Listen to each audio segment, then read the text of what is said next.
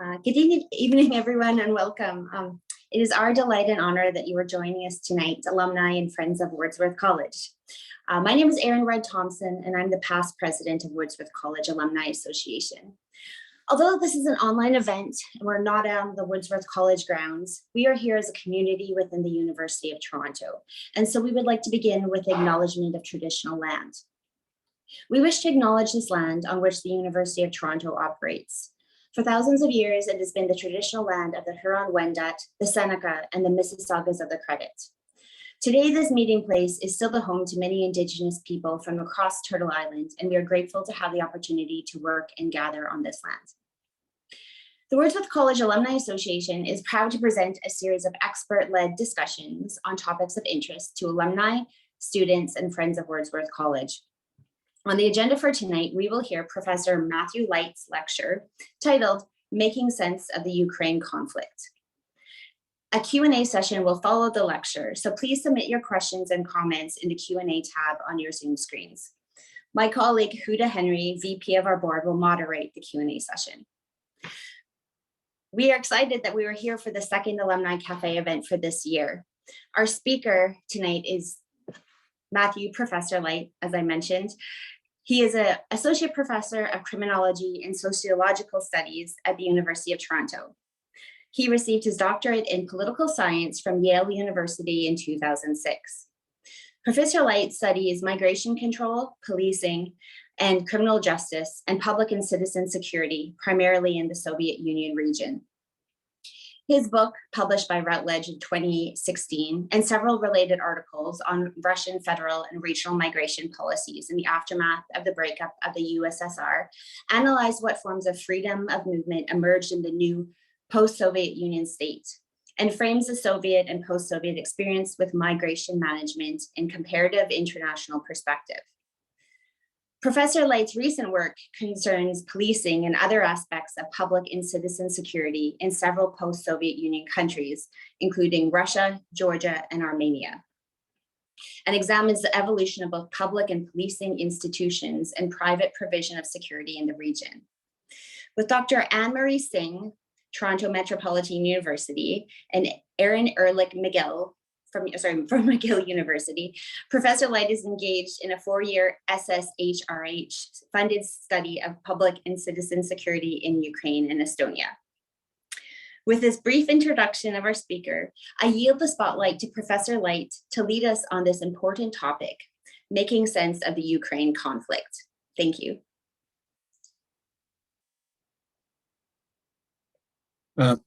Thank you very much, Erin, for that kind introduction, and greetings, everyone. It's great to be with you. In a moment, I'm going to share my screen so that you can see the PowerPoint presentation that I have put together for our time together. The topic that we're going to be talking about tonight is a complex one, and as I was working on this PowerPoint, I realized how difficult it would be to cram everything that needs to be said into a brief, roughly hour-long presentation. So I apologize in advance if certain issues you consider to be important are not addressed, and just to say that I welcome questions on any points that I raise, or if questions about things that I didn't raise. So with that, I'm going to now share my screen so you'll see the PowerPoint.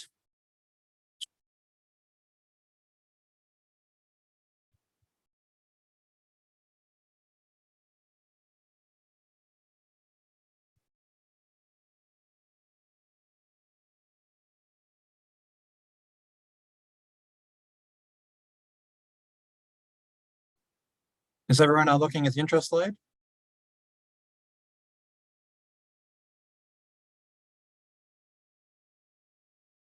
So I have titled this presentation, Making Sense of the Ukraine Conflict. And I hit on this topic mainly because I have been traveling to Ukraine quite frequently in the last 4 years or so to work on a research project that I will tell you about in a minute. And as a result, it's given me a certain perspective on the tragic and significant events that are now unfolding in Ukraine. And I've also had the impression since the current full-scale invasion began in February of this year, that for a lot of people, although they may be aware of Ukraine and aware that there was a conflict with Russia taking place there since even back as far as 2014, the nature of the issues was somewhat obscure, and even trying to understand some sort of basic background to this conflict can be difficult when we're all focused on our jobs and our daily lives, and we're being bombarded with news that is very much focused on the blow-by-blow account of battles and other political events that are taking place right now. So just to tell you where I'm going in this presentation, I'm going to begin by briefly telling you a bit about my own background in the study of this region, including Ukraine itself, as well as the countries around it. And I will also share a bit about what I understand to be my role in this conflict, or in presenting it to interested outsiders like all of us. I will then turn to the substantive part of my discussion, in which I'm going to focus on three broad questions about Ukraine that I think come up a lot when you talk to people about this war. And the first group concerns sort of what is Ukraine as a state, what does it mean to be Ukrainian, and how is Ukraine related or not related to Russia, which at the moment is claiming that Ukraine is essentially very closely related to, or in fact part of, Russia. The second question is I put this as who runs Ukraine. By that I simply mean, what is the nature of the Ukrainian political system, and how serious are the concerns about the far right and corruption that have been raised about Ukraine? And I'm going to argue that although both of those concerns are legitimate, they're somewhat exaggerated in the way they're presented as elements in the current war with Russia. And finally, I will turn to the question of what is the war ultimately about? What do both sides want out of this war? And in particular, a question that's often brought up is the role of NATO and, to a lesser extent, EU expansion. And I will comment on how both of those are significant in understanding this conflict. So as Aaron mentioned, my own background is in the study of post-Soviet politics, and I got into that field quite early in my graduate education and have stayed with it over the last 20 years or so. I spent a fair amount of time in Russia itself as a graduate student when I was working in my dissertation research, which then turned into my book. And since then, I spent quite a bit of time doing similar research in countries around Russia, including for some time Georgia, somewhat to some degree Armenia, recently Estonia. And my current project is actually on questions of public security in Ukraine, which I began before the current full-scale invasion began, so about 3 years ago or 4 years ago now. And in that project, my colleagues and I have been looking at questions such as how policing is evolving in the period of Ukrainian history that we were then in, which of course has now been taken over by a new period, as well as questions about private security and its role in Ukraine, and questions about individual gun ownership. So different aspects of security that concern me as somebody who studies crime and criminal justice. I'm happy to talk more about these projects if people are interested, but I think they're a bit separate from the topics I'm going to be covering tonight with my presentation. So I think for now, I'll just forge ahead. I will say that I have been going to Ukraine, spending quite a bit of time there since 2018. And I've had a chance to explore parts of the country, although not all of it. It's one of the largest countries, actually is the largest country in Europe. There's a lot to see there, and it has a lot of geographic and regional diversity. Nonetheless, I do feel like compared to most people, I've had a lot of opportunity to spend time in Ukraine and talk to its people and get a sense of what people there think about their country and about its place in the world and its relationship with Russia. I do speak Russian, which is still an important language in Ukraine, and most people there understand it. And I speak somewhat less Ukrainian, but a little bit. So when I go there, I'm able to communicate with people without an interpreter and have a sense of able to maintain a more normal kind of communication with them than is possible when one doesn't speak the language of the country you're in. So I think it would be a bit disingenuous for me to pretend that the issues that we're talking about tonight are not controversial. Clearly they are. People have different perspectives, and I think it's only fair to share with you, my broad perspective is that Ukraine is an independent state that is defending itself against an unjustified war of aggression by its neighbor. That does not mean that no aspect of Ukrainian policy can be criticized. Of course, plenty of people have criticized plenty of things about policy in Ukraine and everywhere else, and some of my own research has pointed to areas where there is room for improvement. But in terms of the war, culpability for the war, I think I should probably level with you and say that I do not believe that Ukraine is responsible for the current war. And I do think that Russia is essentially the guilty party in terms of the suffering and death that the war has unleashed. I mentioned that not in order to compel people to share my views, but just in the interest of fairness and transparency.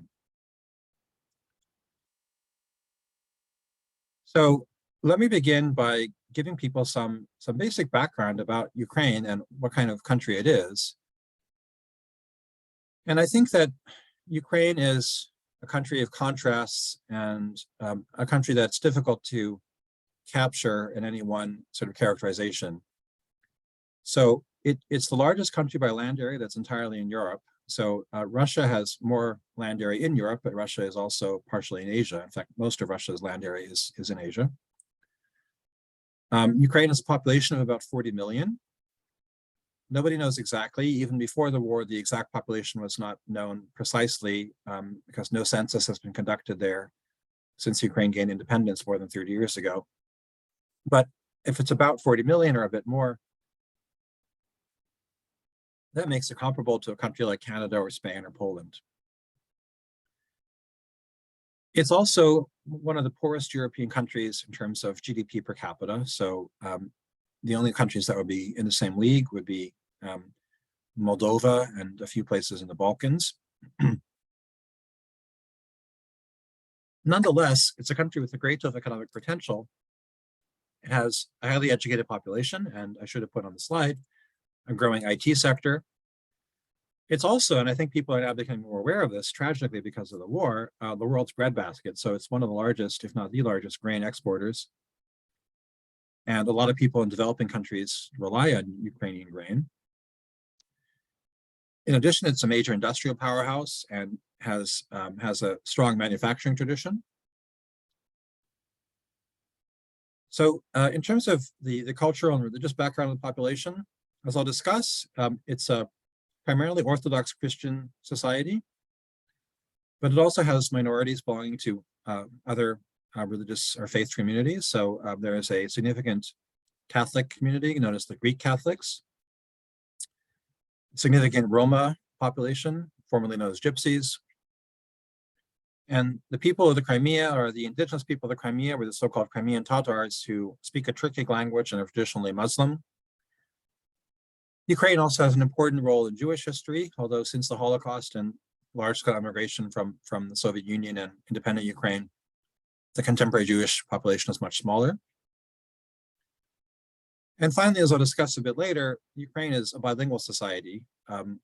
Most people speak the national language Ukrainian, which is an Eastern Slavic language, which is related to but distinct from Russian, which, thanks to Ukraine's history as part of the Soviet Union and the Russian Empire, is also spoken and understood by nearly everyone in Ukraine. So in that respect, somewhat similar to Canada in that it's a bilingual society, although as I'll mention a bit later, I think their Ukrainian bilingualism is different from Canadian bilingualism in some important ways.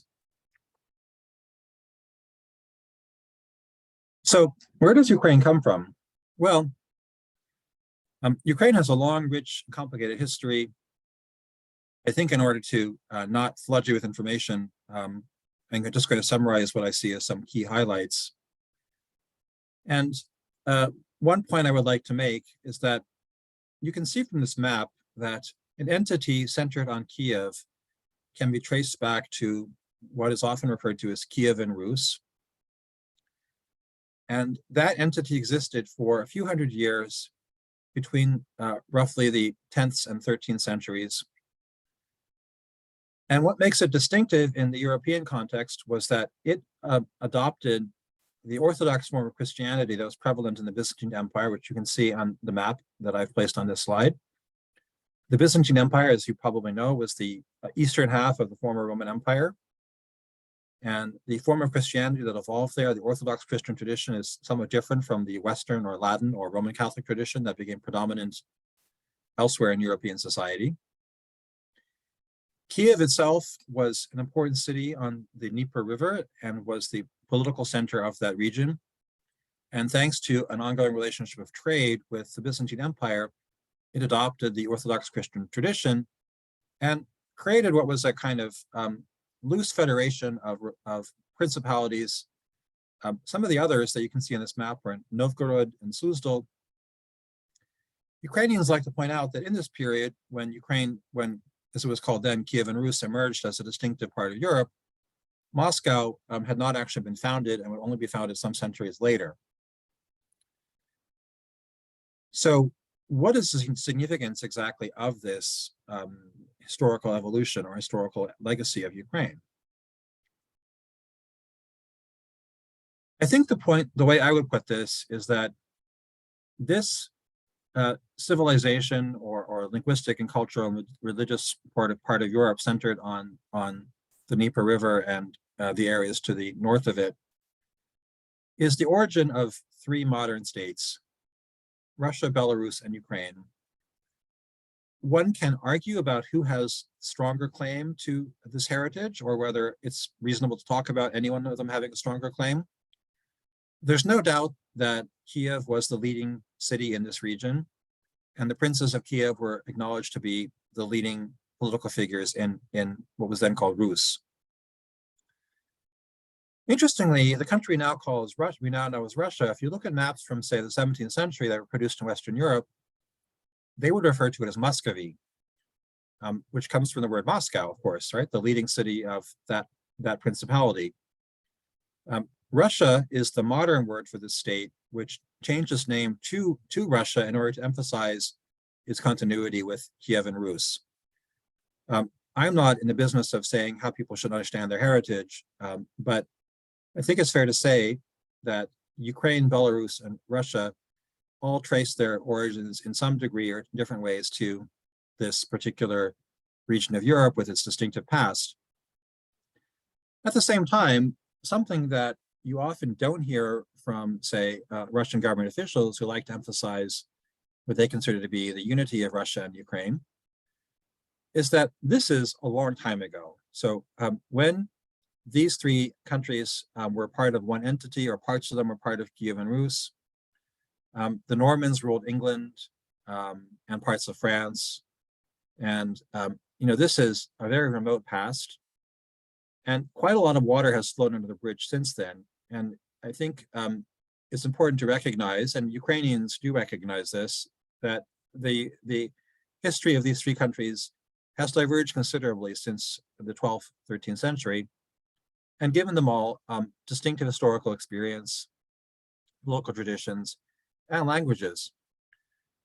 So for what it's worth, I studied Russian first in order to be able to do the research I did in Russia back as a graduate student 15, 20 years ago.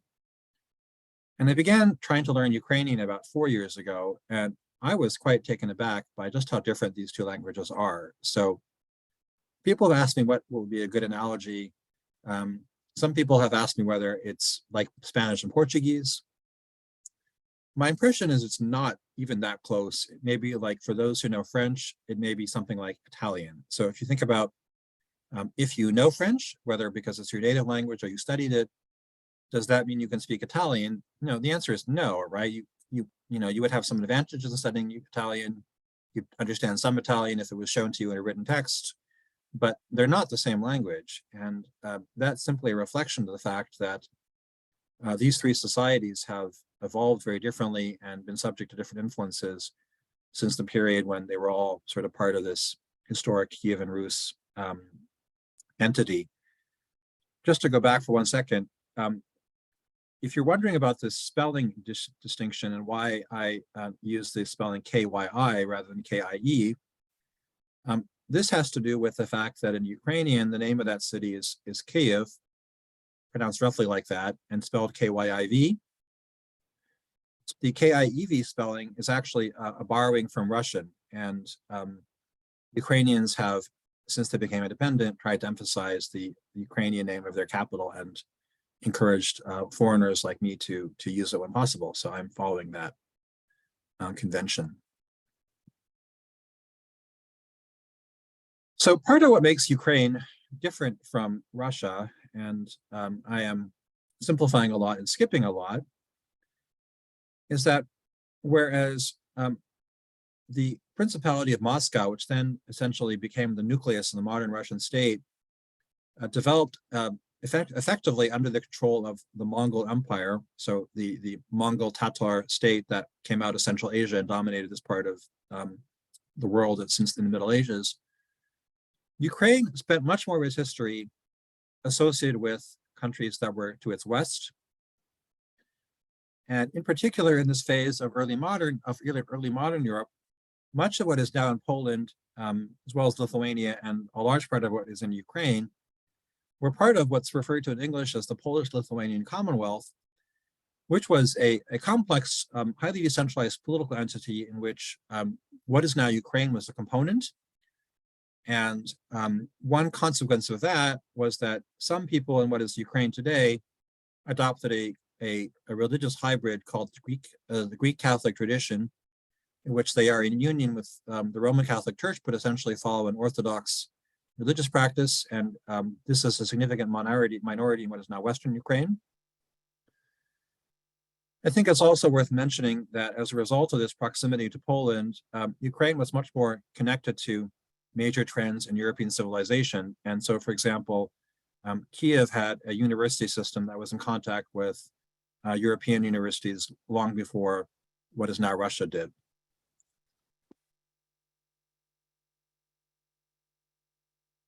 Starting in roughly the 17th and 18th centuries, what is today's Ukraine was divided among three major empires. In the west, the Austrian or Habsburg Empire. In the east, the Russian Empire. And Crimea and parts of the Black Sea coast were strongly influenced by, if not formally part of, the Ottoman Empire that is the ancestor of today's Turkey. So I mention this because in part it's related to sort of disputes about what kind of state Ukraine is today and to what extent we should see it as associated with Russia.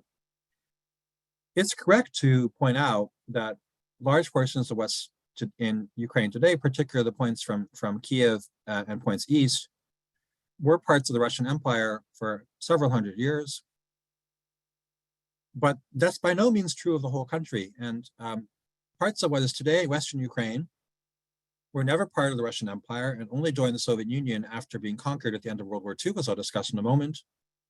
So compared to, say, Russia, Ukraine has a much stronger political association with Western and Central European societies, and also this distinctive connection with the Ottoman Empire through Crimea, which was a kind of marginal portion or dependency of the Ottoman Empire. So if you compare, say, Ukraine with a country like Poland, or for that matter, the Baltic states, Poland, Lithuania, Latvia, and Estonia, one tragic difference between them is that at the end of World War I, all these countries sought to reestablish their independence. So Poland, as you may know, had been divided among the German, Austrian, and Russian empires.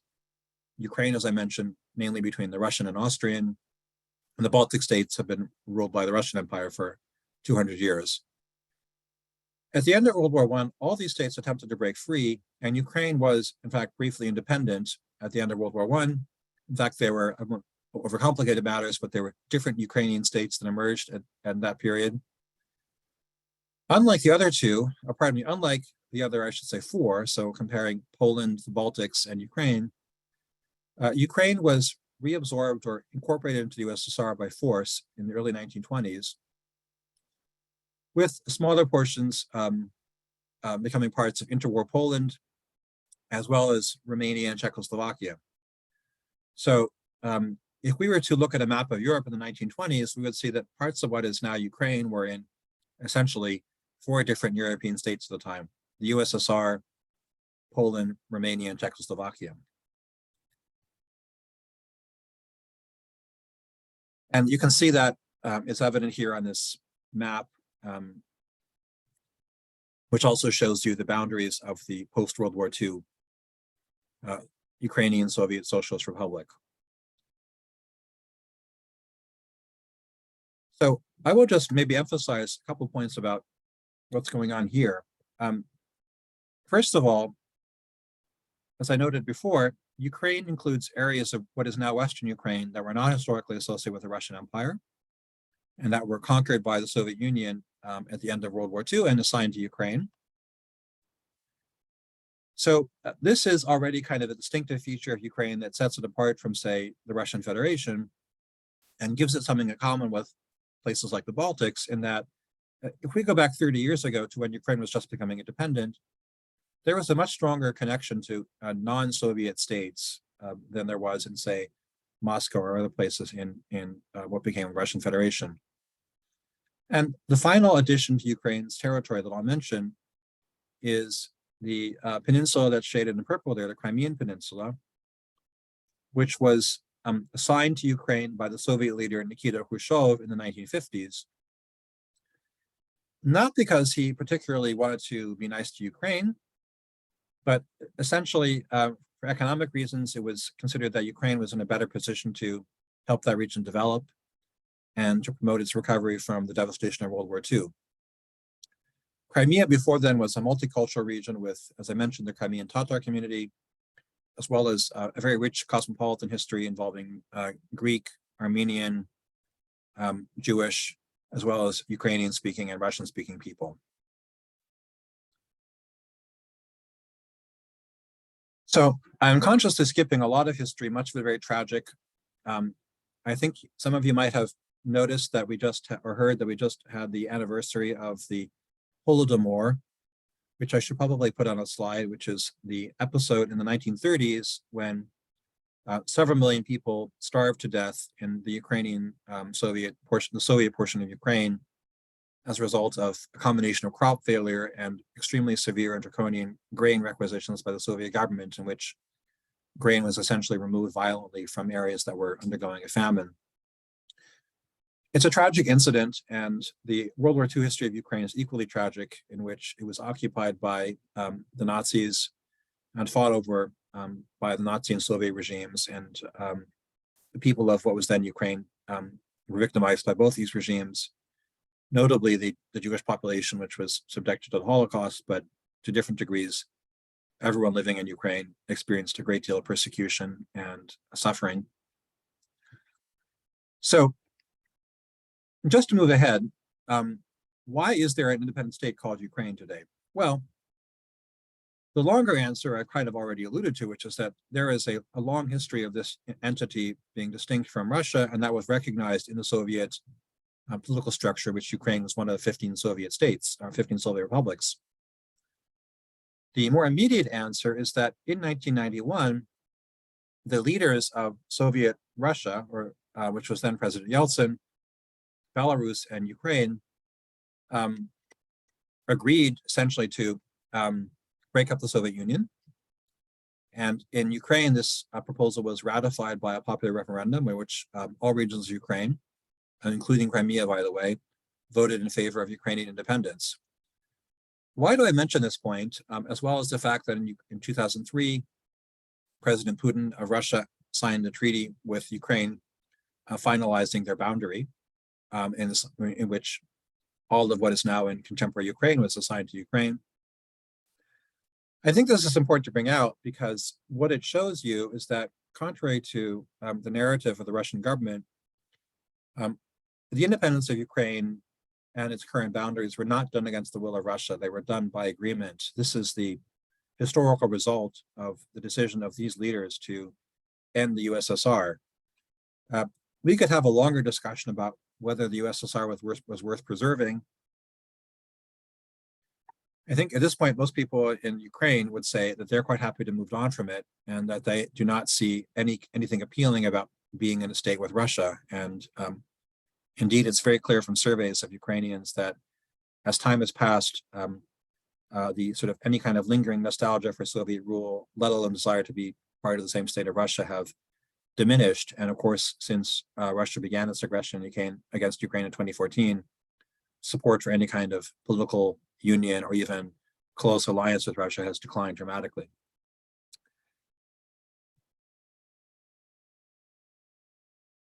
So if we talk about the linguistic question in Ukraine, which comes up a lot in the context of the war, often with the Russian side arguing that the rights of Russian speakers in Ukraine are oppressed, you might be wondering what exactly is going on there, and what are the language policies of Ukraine. So let me try and fill you in a bit. When I started going to Ukraine quite a bit and spend most of my time in Kiev, I actually thought that it reminded me a lot of Montreal in that it's a really highly bilingual city. So you can be having a conversation with somebody in which they'll switch back and forth between Russian and Ukrainian without even noticing it, essentially. And although Kiev is probably, especially bilingual, the fact is that most Ukrainians have a good command of both Russian and Ukrainian. During the period when most of Ukraine was run by the Russian Empire and then in the Soviet Union, Russian was essentially promoted and privileged, and everyone was required to learn it. Even then, there were already efforts to sort of establish Ukrainian as the language of Ukraine. So it was offered as a subject in all schools, and in some schools it was the main language of instruction.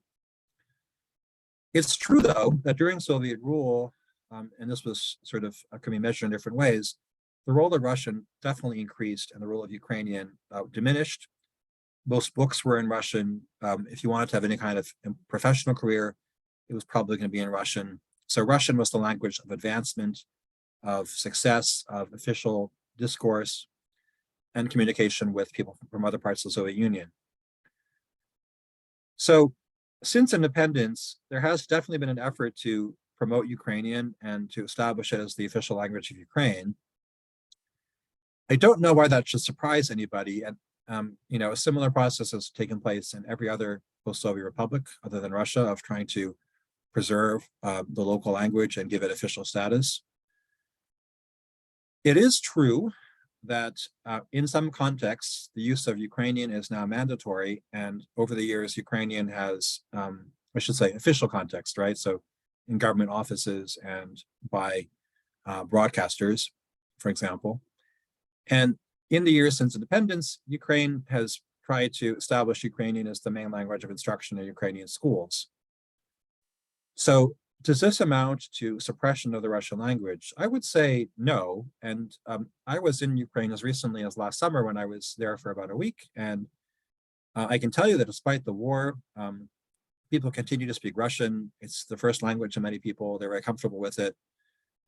It's true, though, that there's no doubt that the current conflict with Russia has led a lot of people to support these policies of promoting Ukrainian perhaps more strongly than was true in the past. And there is a strong wish to separate Ukrainian and Russian identities in all respects, including the linguistic one. Perhaps I should mention that my first visit to Ukraine in 2006, I actually had been spending some time on the Russian side of the border in a city called Belgorod, which has become important in the current war. And when I was there, I heard a lot from people about how Russian speakers in Ukraine were oppressed. So then I went to Ukraine and I spent some time in the city of Kharkiv, which is quite near the Russian border and was under significant Russian attack earlier in this invasion. And I noticed a few things. One was that Ukraine actually had elections, and there seemed to be interest in those elections, and people were speaking their mind openly about political matters. But the other was that nobody in Ukraine actually seemed as fixated on this linguistic issue as I was led to believe in Russia. That does not mean that it's not an issue. Just as bilingualism is an issue here in Canada, it clearly is an issue. And one of the proposals that has been on the table in terms of ways of moving on from the current conflict in Eastern Ukraine is to some kind of regional bilingualism, so that Russian would be recognized as a regional language in areas where it's the majority language. I should mention that most Ukrainians do not support that proposal and see it as essentially a Russian imposition on them. I think one other piece of the puzzle that maybe is important to bear in mind is I compare the situation with Quebec, and that's true and it's not true. I think the way it's true is that, at least if we look at, say, Montreal, maybe less so other parts of Quebec, or for that matter, English-speaking Canada, this isn't officially, this is a bilingual society and a lot of people speak both languages.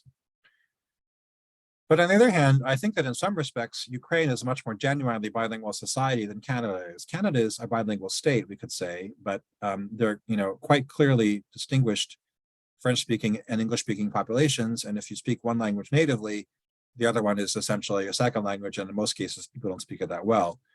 So, Ukraine is really a place where people are, by and large, comfortable in both these languages. And the question is really which language that people know well is going to be used in certain official contexts. And the government's position is that, not surprisingly, that should normally be Ukrainian. So to wrap up this section, I think if we're to answer the question, how connected are these two societies, Ukraine and Russia, there is no doubt that they share certain features of their history in common. But as I tried to suggest, even saying that is quite oversimplified, right? So if you think about it, the United States and Canada also share a common history in the British Empire, which is actually much more recent than, say, the Russian and Ukrainian shared history in Kiev and Rus. That does not mean that we wish to be part of the same state as the United States. And for that matter, Ukraine is closely connected by history and culture to a lot of other countries around it, not just to Russia. So the idea that Ukraine and Russia are sort of destined to be together is a view that is widespread in Russian official circles and to some extent among the Russian population, but is by and large rejected by Ukrainians. And I think you can see why they don't consider that to be correct. The other point I wanted to just wrap up here with is that Ukraine has been independent for more than 30 years now. It's not a dependency of any other state. It's a UN member, and in fact, for complicated reasons, was a UN member even in the Soviet period.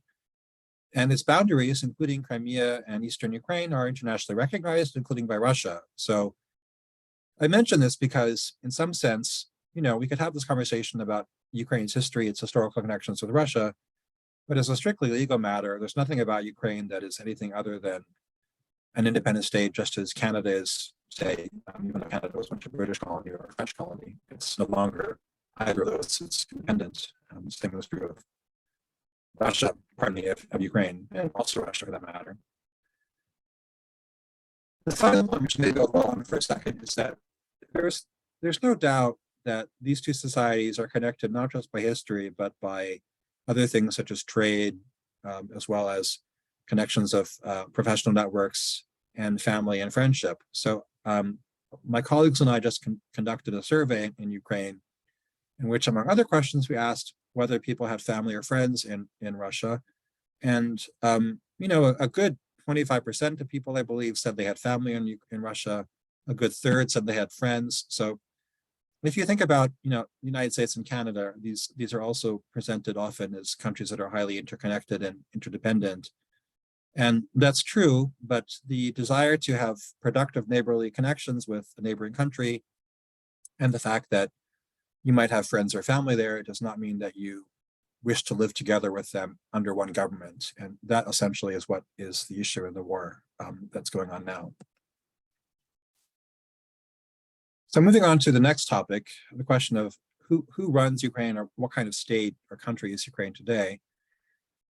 I think I would open with a paradox, which is that Ukraine is, or at least a contrast, clearly among the leading post-Soviet states in terms of its transition to democracy, but has been disappointing, at least until pretty recently, as in terms of economic development. So I mentioned to you that my first visit to Ukraine was in 2006 when I crossed the border from Belgorod region to Kharkiv, and it happened to be during an election campaign in Ukraine. And I remember being really shocked, but in a positive way. So let's say pleasantly surprised by the very vigorous electoral competition I saw taking place, the strong, if not always very enlightened, debates that were taking place in the public and on the media, as well as the fact that people were free to speak their mind openly. And that is still true of Ukraine. It's a country with very complex, divided politics, but I have been present at a number of large political protests in Ukraine. I've always been struck by the way in which they were handled very gently by the police, and people were clearly not at all shy about expressing a strong criticism of the government. Ukraine has often been referred to as a country, it's been referred to by the phrase democracy by default, or a fractious democracy or a country that's doomed to be democracy. And people at U of T, including my colleague in political science, Lupin Wei, have suggested that Ukraine could never be an authoritarian state like Russia because it's simply too polycentric. There are too many competing centers of power in Ukraine, and none has ever been able to decisively defeat the others. Somewhat like France, it is a mixed presidential and parliamentary republic. So there is a president who is directly elected, but there is also a parliament from which the prime minister and cabinet are drawn. So on the negative side, if we compare, say, Ukraine and Poland, which became independent or which ended their communist period in roughly the same period, roughly the same time, and at roughly the same level of economic development, there's no doubt that Poland has leapt ahead in terms of its economic progress, and Ukraine has stagnated and is, by most measures, poorer than, say, Russia and many other post-Soviet countries. Why is that? Well, that's a complicated issue, and I might ask an economist to say more about it. But in a way, Ukraine's problems of governance are connected to its economic problems. Ukraine has never been able to fully shed the highly intrusive role of so-called oligarchs, which are essentially regional business elites that have dominated Ukrainian politics, or at least been highly influential in it. And until recently, although maybe to lesser degree now, have prevented the kinds of economic reforms that might have stimulated higher levels of growth and created a more prosperous society.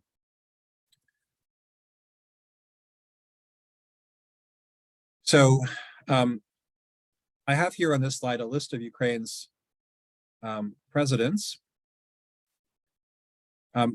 One point that leaps out is that only one of these presidents has actually succeeded in being reelected, who was President Kuchma, who was president in most of the 90s into the early 2000s. No other president has succeeded in winning a second term. And just to run through some more recent history, those of us of a certain age will remember the so-called Orange Revolution in 2004, when the election was contested between Kuchma's chosen successor, Yanukovych, and another leader, Yushchenko, who was more pro-Western. And there was an attempt to kind of install Yanukovych as president, despite evidence of fraud and irregularity in the election, which was defeated by large protests, and Yushchenko became president.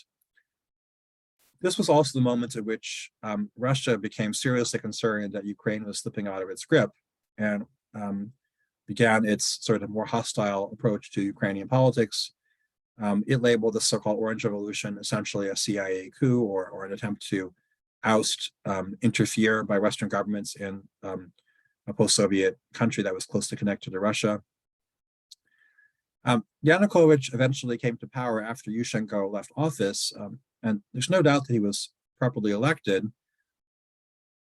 The problem is that, for reasons I'll go into later, he essentially tried to become a dictator, and at the end of his term in office, perpetrated a massacre of civilians that resulted in him losing the support of his own allies in parliament and essentially fleeing in disgrace to Russia, where I believe he now remains in exile. This brings us up to 2014 or thereabouts, and the president who was elected after that, Poroshenko, again, right? So notice the parallel or the repetition here, was defeated for re-election a few years ago and replaced by the current president, Zelensky, who I will say a few words about just because he's the current president. So one point I think I would like to make about President Zelensky, apart from the fact that many people know that he began his career in show business rather than politics, is that I believe he's the first Ukrainian president who has said openly that at home he speaks Russian. So this has been true of other people. So I think, you know, from I believe that even Yushchenko is from Russian-speaking background. I'll have to check on that. But although Zelensky uses Ukrainian official contexts, he didn't hide during the campaign that he was from a more Russian-speaking region of the country, and it was his first language, and he was more comfortable in it. And he also suggested that as a way of ending the conflict with Russia that had begun under Poroshenko's tenure in office, that it would be good if Ukraine could maybe play down a bit these issues of Ukrainian identity, nationalism, and linguistic distinction, And the sad thing is that although many people in Ukraine supported him and believed that he was a better person to make peace with Russia, both he and they soon found that Russia was not interested in any kind of arrangement that left Ukraine as a functioning independent state. And so Zelensky has essentially become, I think, very much contrary to his own expectations, as well as those of the people who voted for him, kind of the figure who sort of symbolizes Ukrainian resistance. And in a way, that's also an irony of history. But I do just want to emphasize here that with the exception of Yanukovych, who fled in disgrace, Ukraine's presidents have been elected, and they've by and large been defeated for re-election in competitive elections, which I think just goes to show you to the extent to which Ukrainians have become used to choosing those who govern them, or being able to get rid of those people in elected office whom they don't like.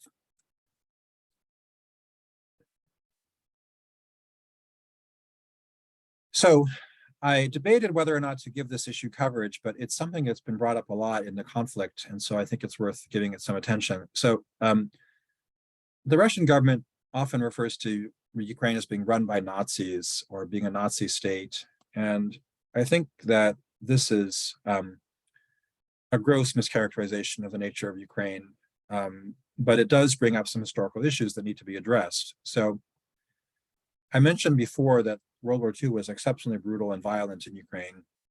And during that period, a number of leaders emerged who attempted to oust the Soviet Union.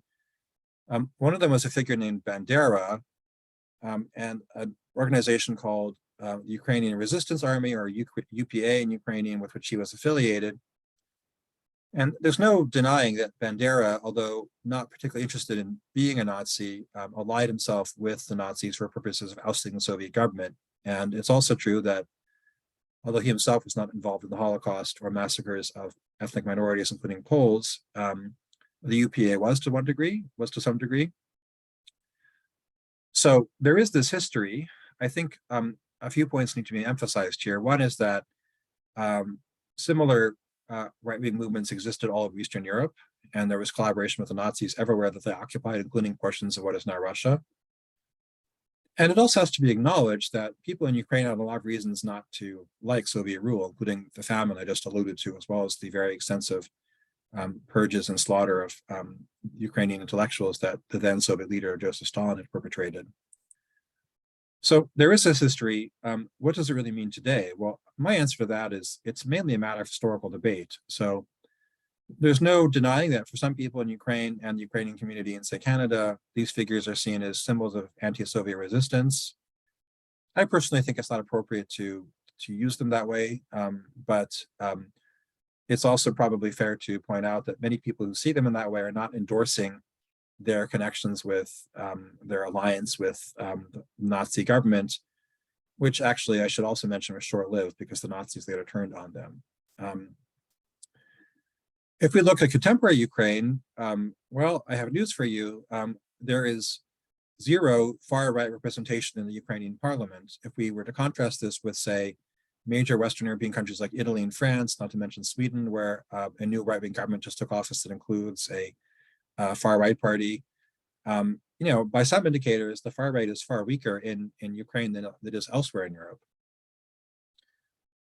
It is true that Ukraine has problems of prejudice and hate crime that I think are roughly on par with those of their neighbors. They're certainly not more severe than, say, Poland or Russia, both of which have problems of intolerance, and in the case of Russia, extreme violence against minority groups, or for that matter, the United States and Canada. If we look at things that happened in the US in recent years, including massacres in synagogues, you'd have to say that there's arguably a more serious problem of far-right violence in the US, not even to mention the attack on the Capitol in Washington, D.C. last year, than there is in Ukraine. Okay, so what's the element of this that maybe has some validity? I think the only part of the story that is worth sort of acknowledging is that in the 2014 invasion, I'll come to in a minute, the Ukrainian military was in disarray, and some of the kind of popularly organized militias or battalions that were formed then did have a strong right-wing or nationalistic character.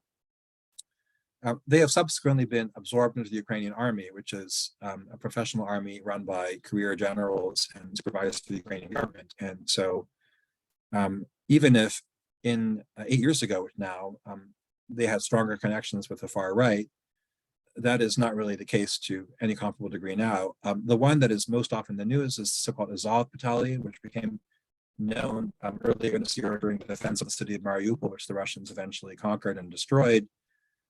They did clearly have connections to the far right earlier in their existence.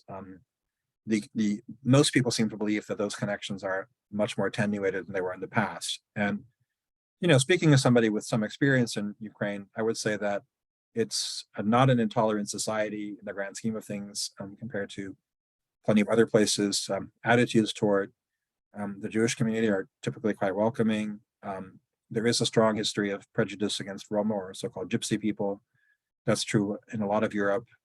Attitudes towards LGBT people have been quite repressive, but are evolving considerably. So, Ukraine is a European society with many of the same problems of prejudice that other European societies have, or for that matter, our own Canada.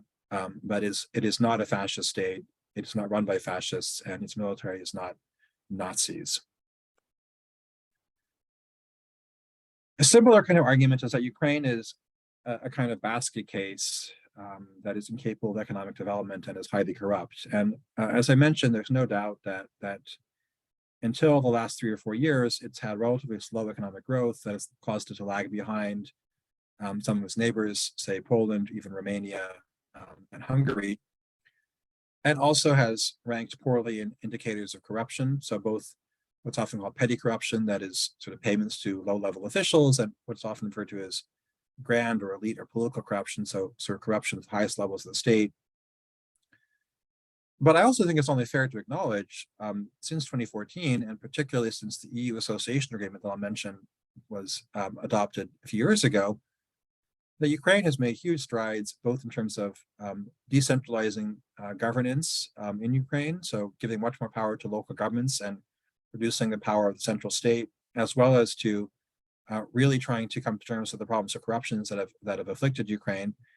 And the result has been much more rapid economic growth until the current war, as well as much stronger public support for democratic institutions, as well as greater optimism about Ukraine as a society and its future that was reflected in public opinion polls.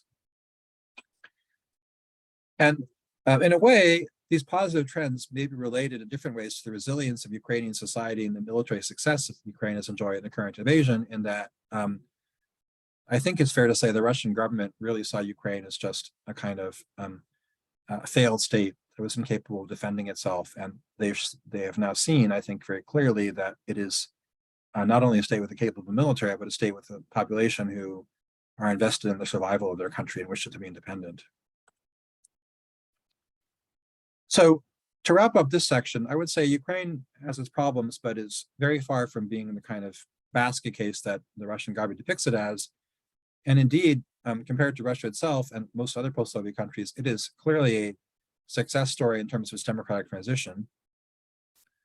There's been a notable improvement in attitudes toward democracy and tolerance in recent years, and there have also been quite positive political and economic trends, which tragically have been interrupted by the Russian invasion. And indeed, arguably, those positive trends may have been part of what motivated Russia to launch its current full-scale invasion, which is what I'm going to turn to in my the final section of my presentation. Okay, so I'm often asked, what is this conflict about? And I think one place to start that is to think about what Russia's interests are in Ukraine. And Russia's interests, of course, include the interest of Russia as a state, but also the interest of Russia's leadership, and particularly its current long-serving authoritarian ruler, Vladimir Putin. So just to summarize, and I'll try to go through this section fairly quickly so we have time for questions. I think it's clear to a lot of people that Russia has a strong fixation with Ukraine, which is connected to the way the Russian government has chosen to depict the Soviet Union as a kind of highly positive phenomenon that is the natural order of things, in which Russia and its neighbors are linked together by political bonds. the people of Ukraine don't agree, and they think their state is and should be independent, and that clearly sets them up for a conflict. Ukraine is particularly problematic in this Russian depiction in that it is unapologetically uninterested in being part of the Soviet Union. Its elite and its educational institutions have been highly critical of the Soviet past and what Ukraine suffered under Soviet rule. And in that sense, it is a strong kind of standing rebuke to Russia's historical narrative.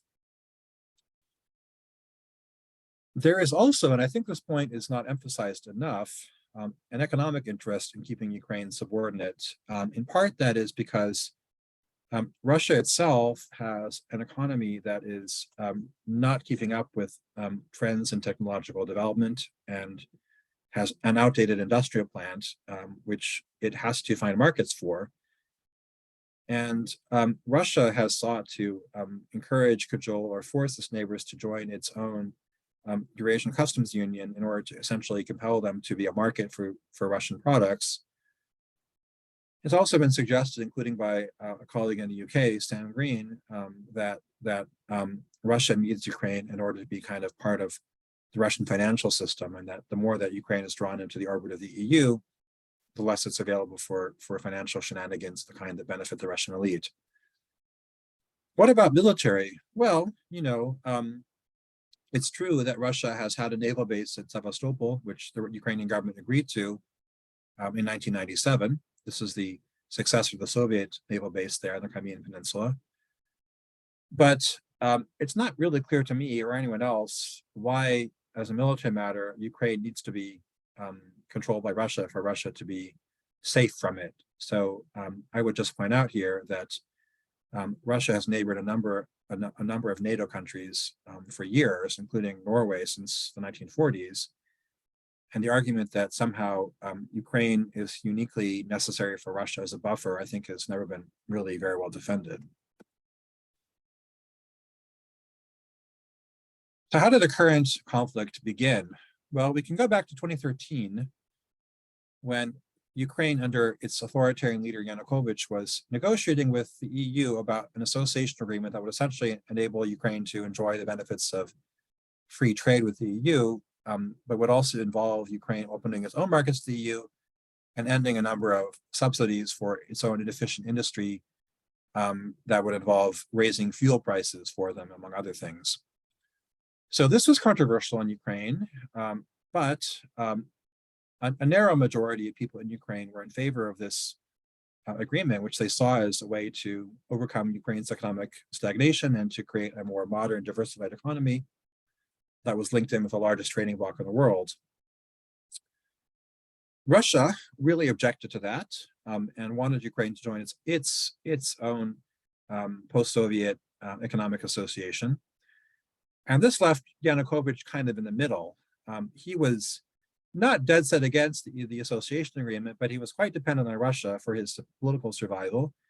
And he also was connected to business interests that own a lot of the industries that the EU was demanding no longer be subsidized. And in the end, what he decided was that he would not enter either the EU association agreement or Russia's association.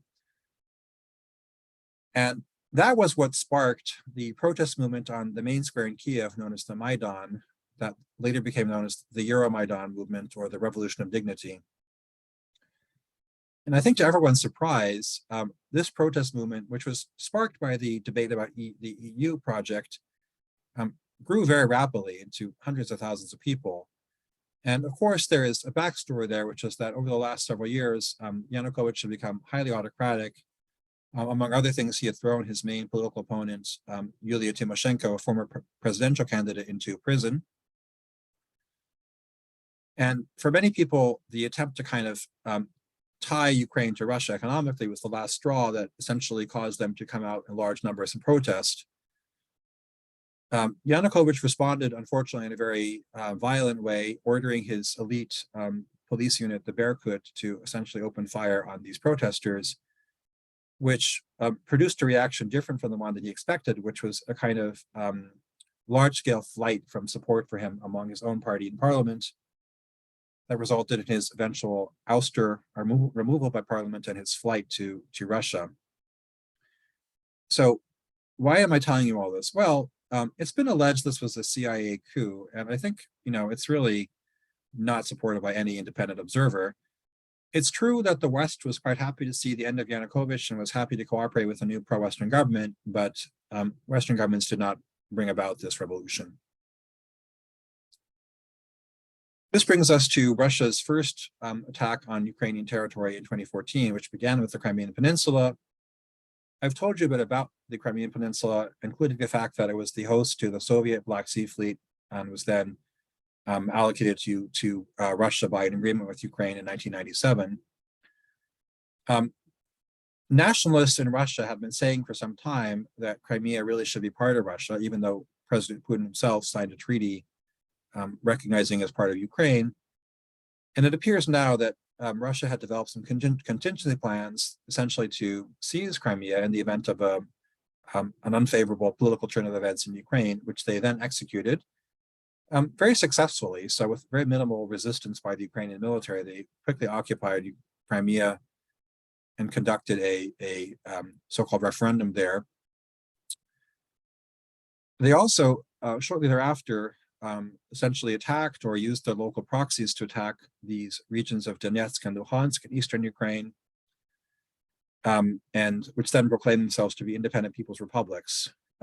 So, I'm often asked, are these entities real or are they Russian inventions? And the answer is much closer to the latter. So it's true that there were some people in eastern Ukraine who wanted to be independent of Ukraine, but not in any single region was this even a majority of people. So at only kind of a local level were there majorities in favor of this. And it's perfectly clear that these entities could not have been set up without Russian equipment, and in fact, Russian military intervention. So since then, it's become documented that Russia actually had thousands of troops in eastern Ukraine supporting these so-called separatist regions, which essentially are their own figments, or essentially created by Ukraine.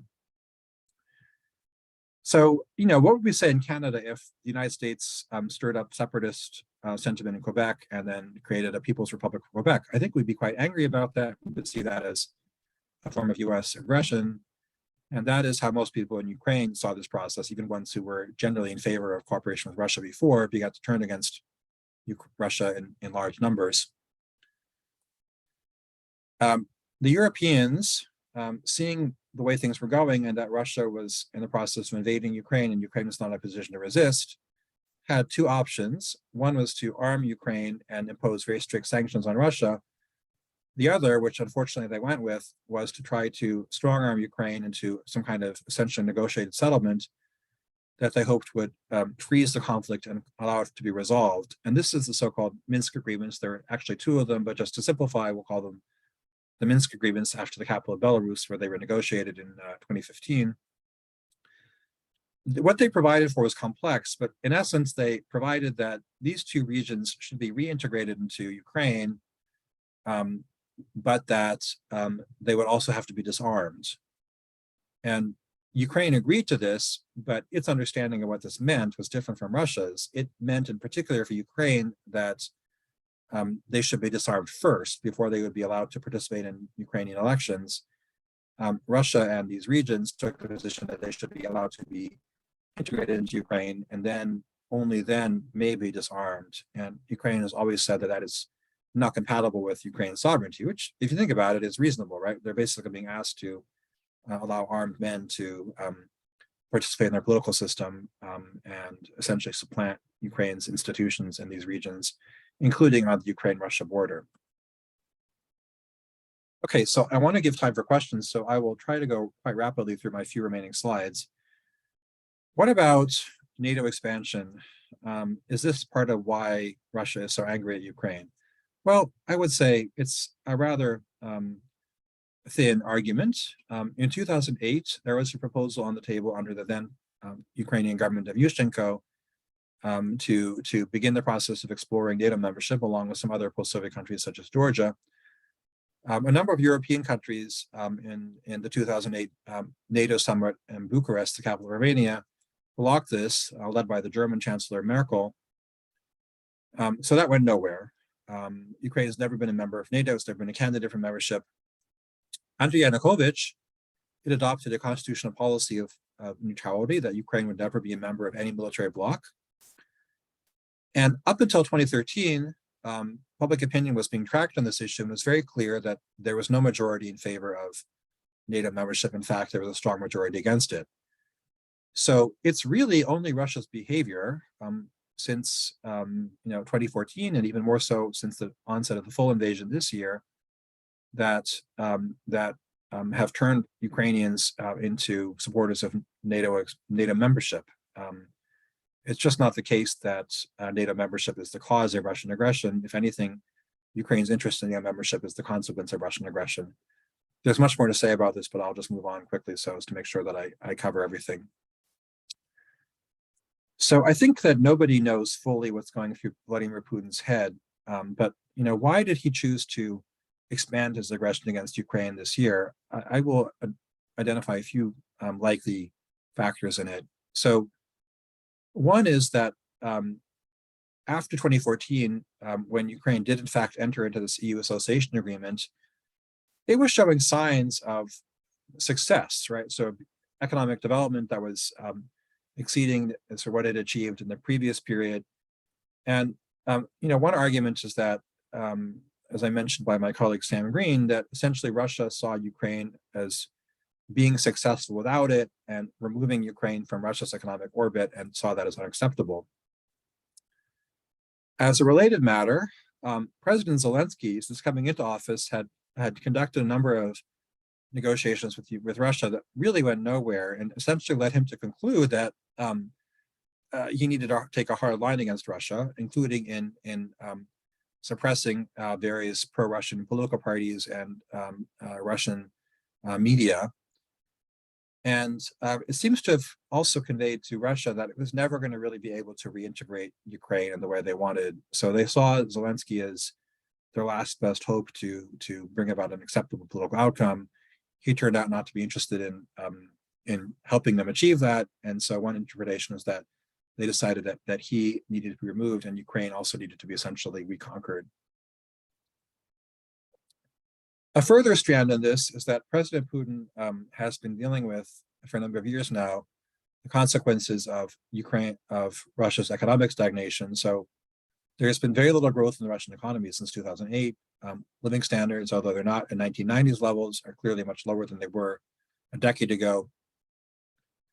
And it seems reasonable to conclude that, especially after his success in conquering Crimea, which was very popular in Ukraine, that he would reap some benefits from a further military victory in Ukraine.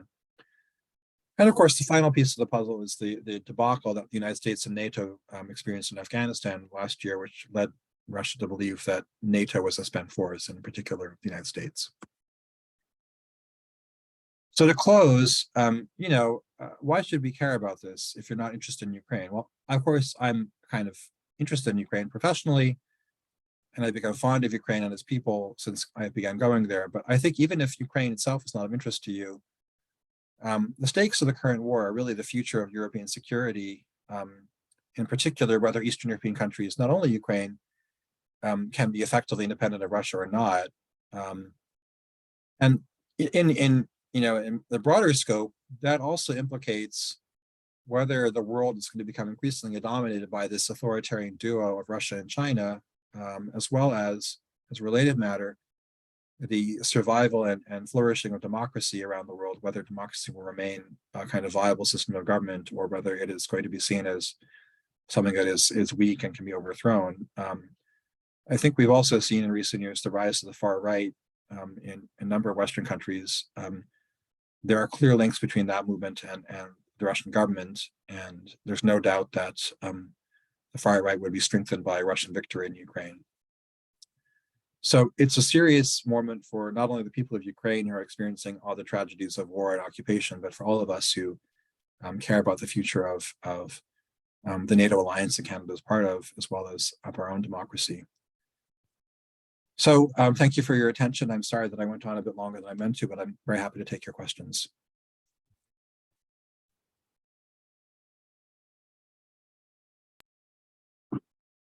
Thank you, Professor Lai. And good evening, everyone.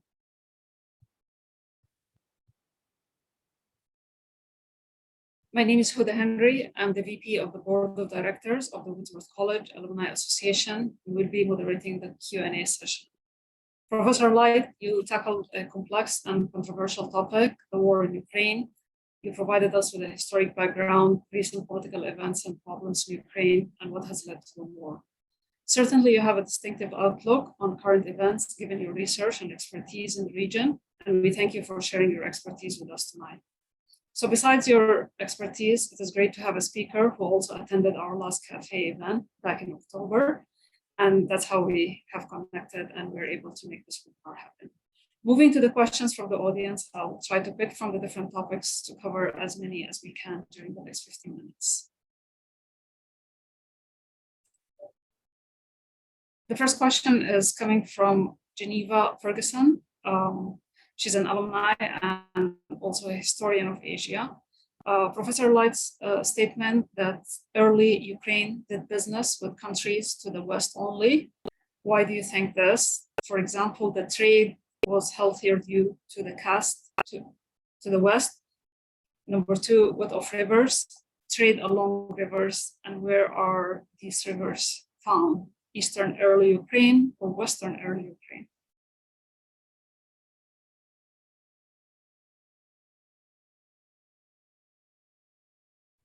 Yeah, so I did mean to suggest, I don't think I did, that Ukraine traded only with the West. So, we're talking about a very remote history, right? So its exact relevance to contemporary period is open to debate. But I think that Ukraine can be seen as kind of the boundary region for European society, right? So to the west of Ukraine, we have areas that were fully integrated into the kind of the Latin Christian culture that Western European countries like England and France that founded Canada, along with the First Nations, part of.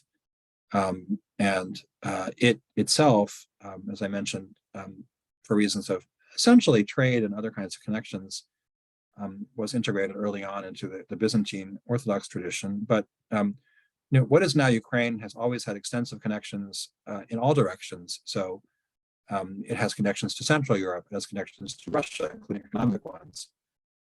It has connections across the Black Sea to Turkey and the Mediterranean involved. So I might throw in here that Ukraine has a sizable Greek community, including formerly in Crimea and to a lesser extent today, as well as in the city of Mariupol, which the Russians recently destroyed. Ukraine was also a participant in trade across the Black Sea, which led to these formations of these interregional connections. So I don't want to suggest that Ukraine has no historic connection to the areas that are now part of the Russian Federation. Clearly, it does a lot, right? My point is simply that it's not exclusively connected to them, that its role in European society is much more complex and multifaceted. And the second question comes in from Andrew Zhu. Why did Russia agree to the breakup of the USSR in the first place? Why didn't they foresee this could lead to Ukraine moving west? Yeah, that's a great question. I think, the answer basically has to do with high-level politics in the Soviet Union, in particular the conflict that took place between President Yeltsin, the first president of the Russian Federation, and the last Soviet president, Mikhail Gorbachev. So Yeltsin, of course, had come out of the Communist Party leadership that Gorbachev was also part of. It's not as though he was not a Soviet official, he had been. But by the time that we're interested in, so around 1991, he had also basically decided that the communist regime was antithetical to the kind of evolution he wanted for Russia. And he saw Gorbachev himself and the Communist Party as sort of brakes on Russia's political development and his own political career, let's be honest. And the final trigger, as you may recall, and some of us who are old enough remember, was the August 1991 attempted coup in which hardliner communists tried to oust Gorbachev and essentially sort of push back all the political changes that had taken place in the Soviet Union since 1985. And that was kind of the last straw. And Yeltsin decided that he was going to basically break up this country as a way of essentially making clear that the Soviet period was over and the Communist Party would not be able to regain power.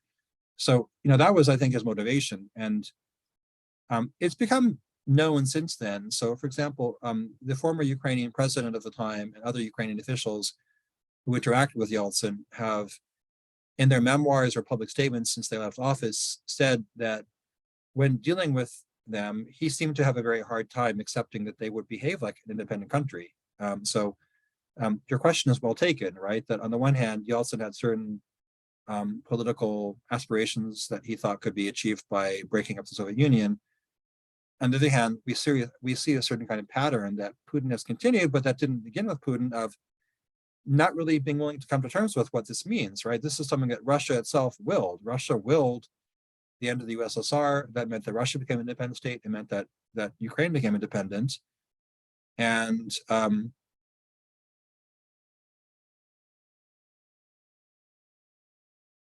we can imagine different outcomes. We can imagine a reform. But the truth is, the people of Ukraine, when given the opportunity to endorse this outcome, did. They said they wished to become independent by a large margin, and majorities everywhere, including Crimea, took this view. So the basic problem we're really left with is that Russia kind of wants to have its cake and eat it too. It wanted to break up the Soviet Union, but doesn't like the consequence that Ukraine is a separate country that's free to go its own way. And from our perspective as outsiders, there's really not much to be said for Russia's position, either as a matter of international law, morality, common sense, frankly, right? This is history, right? This is a 30-year-old political decision that all parties accepted.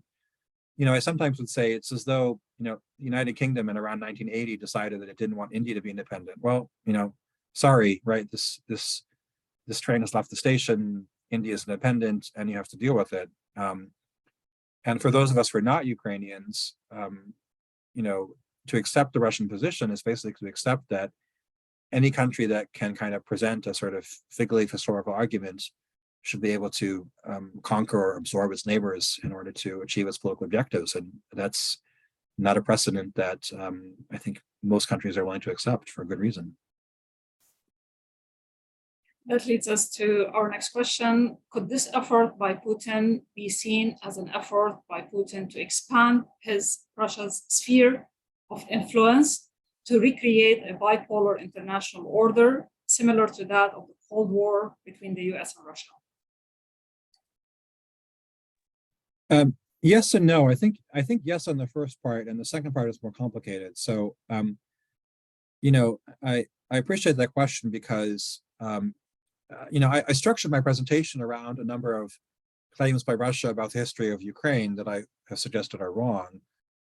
But I could also mention that Russia has made very similar statements, in the person of Putin himself or his henchman, Medvedev, who's the former president of Russia, when President Putin stepped aside for a few years, that the Baltic states are also not real political entities, that they also only can be independent if Russia wishes them to be independent, as well as similar statements about Moldova, right? This other country that is between Romania and Ukraine, whose people speak a language that is essentially a Romanian dialect.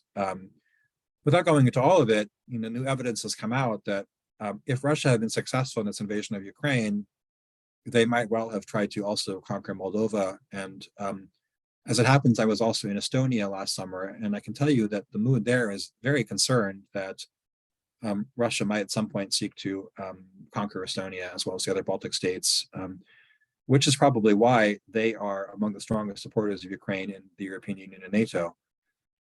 So yes, I think this is part of a broader agenda of essentially reintegrating post-Soviet Eastern Europe into the Russian sphere of influence by force, and also essentially intimidating other Eastern European countries into kind of accepting a stronger Russian role in their politics.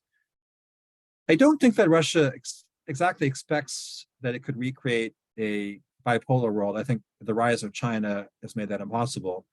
I do think that they perceive that the tide of history is turning in their favor, and that their alliance with China gives them a lot of advantages, and means that in combination with China, had this invasion been more successful, they might have essentially been able to sort of be part of an alliance that, if not dominant everywhere in the world, was at least equal to the EU, NATO, US triad. and that would be dominant locally, so within the European part of Eurasia. So I don't think they thought they could recreate a Cold War dynamic. I think they thought that with China, they could achieve a certain kind of strong position for Russia as part of this kind of tandem. Thank you. And I will go by our last question, just given the tight time that we have. Can you comment on the role of the United States in all of this? Also, can you predict the outcome?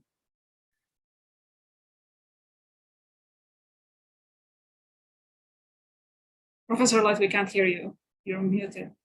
Sorry. Sorry. I just wanted to say, I think I put this in the chat, that if we need to go over a few minutes, that's fine. I'm happy to answer a few more questions. So I think the question was about the role of the United States. Well, this is obviously a very sensitive, politically contested issue, right? And I've suggested that the US did not really instigate the changes inside Ukraine that led to the Russian-Ukrainian conflict. It's certainly true that the US has been happy that Ukraine has taken a more pro-Western position since 2014 and has supported that, but it has not instigated those changes. And Ukrainians would argue that it's actually been quite passive at key moments. So in early 2014, when Russia seized Crimea and then essentially seized portions of eastern Ukraine through its alleged separatist proxies, as well as the Russian military, the US sort of ceded management of this problem to its European partners, particularly Germany, which, as I mentioned, took the position that Ukraine should not be supplied with weapons to allow it to resist Russian aggression, but should sort of be encouraged or pressured into reaching some kind of agreement with Russia that would at least freeze the conflict. And the US really went along with that under President Obama. So I think one point we can make about the US, as well as about a lot of European countries, is that, possibly contrary to President Putin's expectations, the current full-scale invasion that began in February has actually changed a lot of minds and kind of hardened positions against Russia. Whereas until that moment, a lot of people in both Washington and European capitals thought that Ukraine should be kept in line and not encouraged to try to reconquer its occupied regions by force, and that the relationship with Russia could be salvaged. I think there are still plenty of people who still think that, just fewer, right? So President Biden seems to have evolved in the opposite direction. So, I guess to summarize, the US has welcomed a more pro-Western Ukraine along with the EU and European countries, but did not create it. And it's really Russia that pushed Ukraine into the arms of the US and the EU, rather than that they somehow grabbed Ukraine away from Russia. Right. Then we have one more question. Comparison to Quebec brings up a question. Have there been referendums as to joining or not joining Russia? I would think it's interesting to know how Ukraine's opinions on this have ebbed and flowed over history. Again, it's... So as I mentioned, Ukraine's had a bunch of referendums. There was one in 1991 in which they voted for independence, and every region of Ukraine, including Crimea, voted by a majority for independent Ukraine. The more controversial referendums have been those that have been taking place under Russian supervision since 2014. So the first of those was in Crimea, which Russia occupied using its own military, were out of uniform, but nonetheless were Russian soldiers. I think it is quite possible that the majority of people in Crimea at that particular moment would have agreed to join Russia. We'll never know, because the referendum was conducted by an occupying army rather than in any kind of democratic fashion. And subsequently, Russia essentially drove out or imprisoned everybody who advocated continued membership in Ukraine. I think the other point that has to be acknowledged, though, is, I think Canadians actually have a lot of experience with this issue. So in the context of Quebec, Canadian Supreme Court has examined the issue of Quebec's right to secede in the Quebec reference case. I forget what year that was, I think in the mid-90s, after the second referendum. And it concluded that Quebec is not an entity that is entitled to demand independence. It's not a colony. It's part of another country, Canada. And this is essentially Ukraine's position, that Ukraine is a democratic state. Crimea had an autonomy statute before 2014. And Ukraine will talk with the people of Crimea about their future in Ukraine, but it cannot be the case that a foreign government can occupy Crimea, conduct a referendum there. And, even if most people were in favor of that, it's not a result that Ukraine believes it has to accept, which is, arguably identical to the Canadian position on any kind of referendum in the region of Quebec of Canada that has had a similar sort of tense relationship with the federal government. I think the referenda that have been held in other regions of occupied Ukraine are even less serious, including, the one they were hoping to conduct, or did conduct most recently in Kherson before they had to give it up, right? Like these are, referenda conducted in the context of war and conflict. People who supported Ukraine fled or were terrorized. I'm in favor of democracy, obviously, but you don't build a democracy by occupation and sham referenda. And in a way, it's really tragic that Russia has sort of interrupted this process of dialogue between Crimea and Eastern Ukraine. There were ways out of that impasse had they been approached or had Ukraine been given an opportunity to embark on them. That's not to say that governments in Ukraine could not have done some things differently.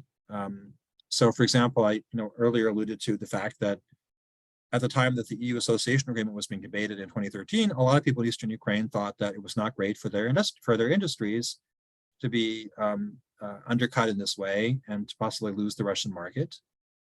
But these are issues that a democratic state can deal with through a political process, and the intervention of a neighbor, through military conquest is not the way to, create a democratic, stable society.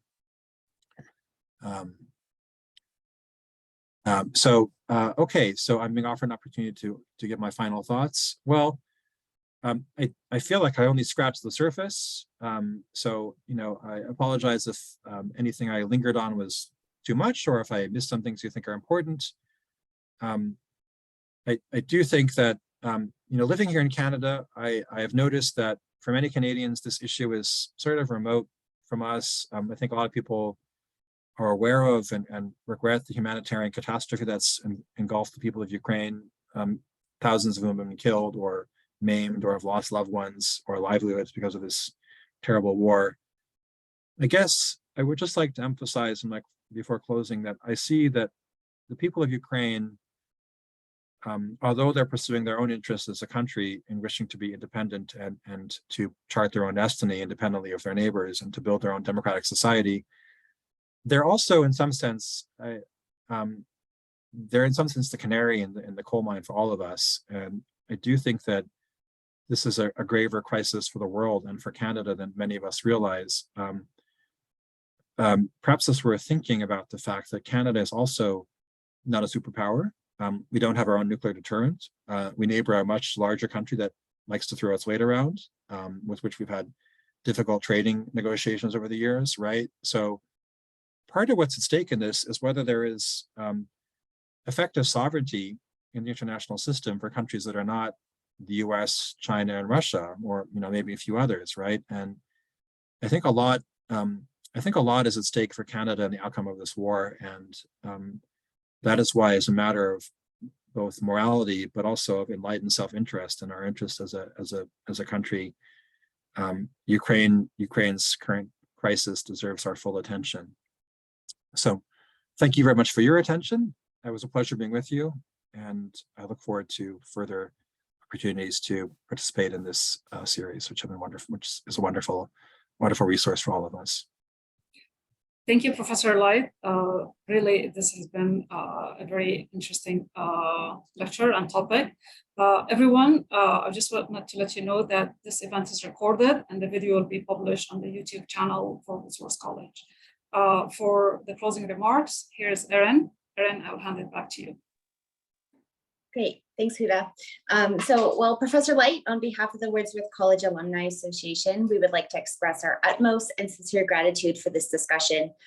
You certainly had us engaged, and we leave here with a better understanding of the war in the Ukraine. In addition to Professor Light, I would like to thank all of our guests tonight, Wordsworth alumni, U of T alumni, and friends of the college for joining us. If this is your first time at one of our events, we hope you will join us again in the future. We will have a busy calendar of events in the new year, so keep an eye out for our emails and check Wordsworth College webpage for upcoming events. I will also take this opportunity to express our thanks to Barbara Track, the Executive Director of Advancement for Alumni and Communications, and the amazing staff at Wordsworth College for making this event and all events possible. Also, thanks to Benjamin Wood, our technical support for tonight, for smoothly managing everything in the background. Before saying goodbye, we have two other announcements. The first one is about the upcoming Morley Gunderson Lecture in Labor, Economics, and Industrial Relations, which is jointly sponsored by the Center for Industrial Relations and Human Resources and the Department of Economics, as well as Wordsworth College. The topic is Unmute, Amplifying Worker Voice to Influence Decision-Making in the Workplace. And the event will take place on December 8th in a hybrid format. Please check the Wordsworth College webpage for events to register. Our second announcement for you is that we will be sending a short survey in the coming days, and would help us immensely if you could take a minute to fill out. We would love to hear from you so we can better tailor our events to our alumni. That concludes our evening. Thanks to everyone, and I hope everyone has a great night. Thanks.